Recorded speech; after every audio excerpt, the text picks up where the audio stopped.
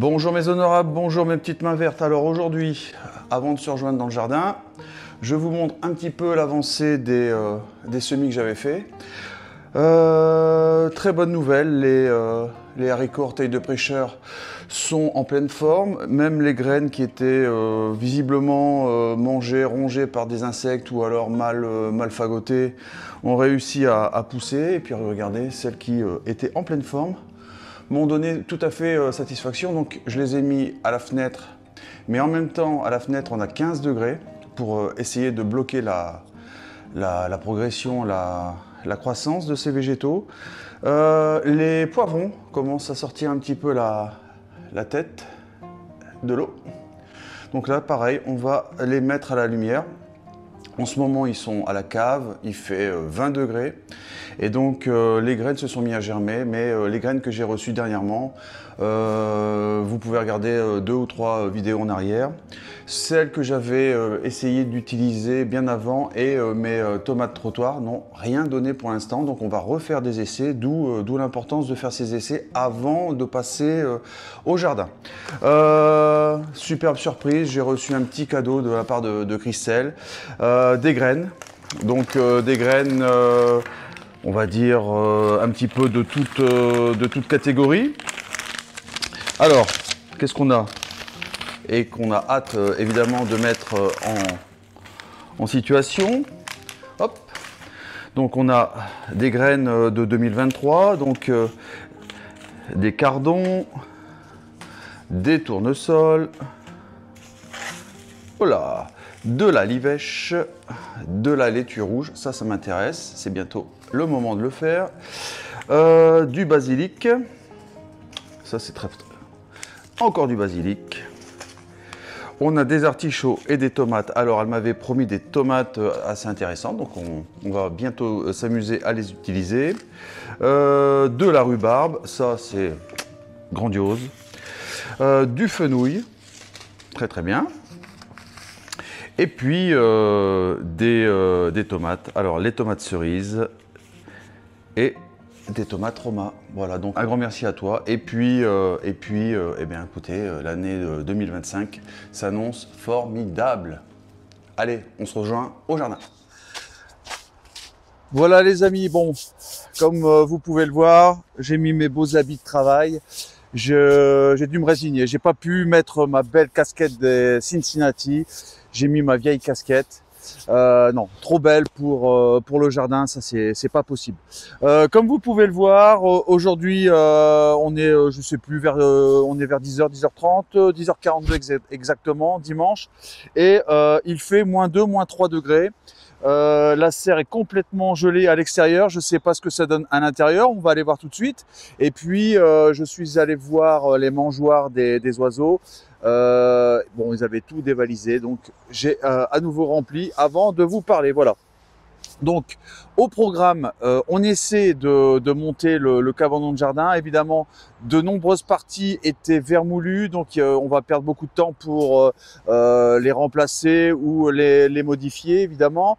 Donc j'espère finir cette semaine ou la semaine prochaine, mais en une fois ce sera pas possible. Il y a trop de dégâts sur le cabanon, mais bon, il vaut mieux un cabanon que pas de cabanon du tout. Voilà, donc évidemment la semaine dernière, en tout cas pour les gens qui étaient au niveau des Hauts-de-France et en Bretagne, je suis de tout cœur avec vous.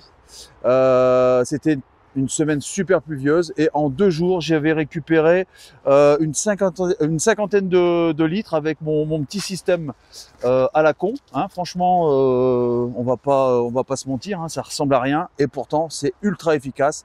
Bah écoutez, je devais le supprimer, bah non, je vais pas le supprimer.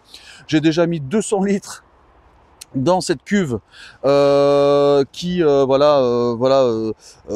prend place ici. On verra si je la laisse finalement, mais normalement c'est que pour un petit moment.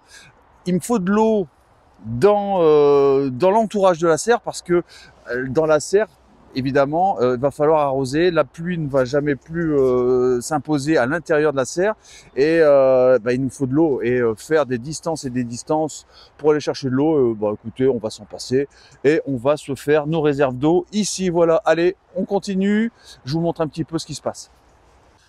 Allez, on rentre dans la serre, on va voir un peu ce qu'il en est. Alors, ici, j'avais remis du terreau par-dessus, mais voilà, c'est dur comme du béton. Mais les petits pois étaient sortis.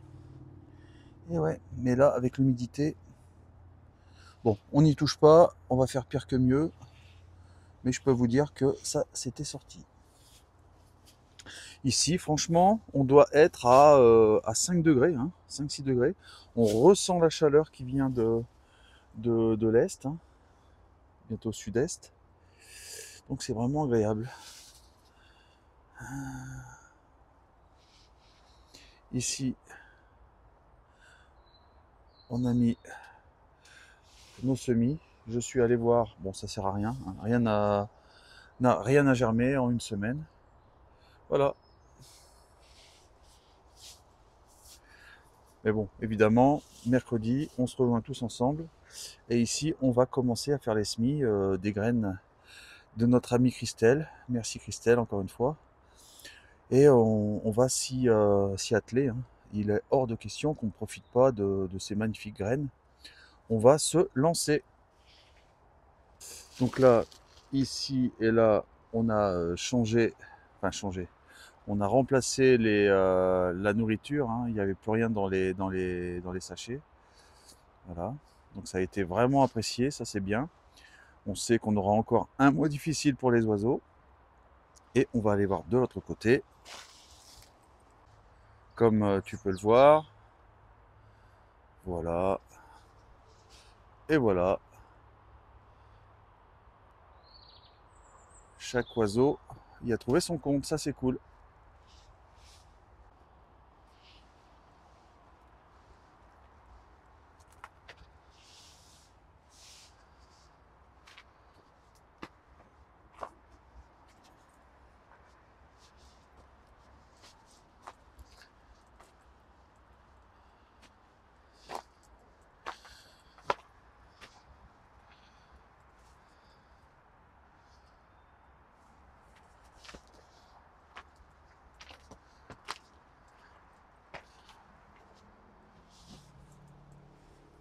Alors comme voilà, je vous disais, hein, vous imaginez un petit peu le bordel. On va pas se cacher la vérité. On a fait ça à l'arrache en plein mois de décembre, il faisait noir. Donc il va falloir y retrouver ces jeunes. Et ça va pas être facile. Même si j'ai tout répertorié, il va falloir quand même remettre au moins une demi-heure, 3/4 d'heure pour tout comprendre à ce grand Mikado. Donc on va se quitter là-dessus, hein. Je pense que ça va pas spécialement vous passionner. Et puis tout à l'heure, peut-être que voilà, on taillera ensemble les arbres fruitiers. Allez, à tout de suite. Voilà les amis, bon, je vais vous quitter là-dessus. On va commencer avec le fiston à monter, à préparer tout le chantier. Le cabanon sera l'occasion d'une autre vidéo peut-être, et puis surtout récupérer de l'eau. C'est aujourd'hui qu'on récupère l'eau. Alors on a 2 années visiblement très pluvieuses. L'eau n'est pas un problème ou alors devient un problème parce qu'il y en a trop. mais l'autonomie en eau au jardin ouvrier, quand vous n'avez pas de robinet, elle est indispensable, surtout lorsque vous avez une serre. Donc ça, c'est aussi un moyen d'être autonome en eau, grâce aux toitures des cabanons évidemment. On va récupérer de l'eau, c'est indispensable. Voilà, donc on profite du sol gelé pour pouvoir marcher, pas patauger, pas détruire le terrain plus que ça. Et évidemment, les matériaux ne seront pas gonflés par l'humidité. Ce sera normalement plus facile de le monter. Je vous laisse. Évidemment, le coq au vin est encore en train de mijoter au four tranquillement. On va se régaler. Je vous embrasse. À mercredi. Ciao, ciao.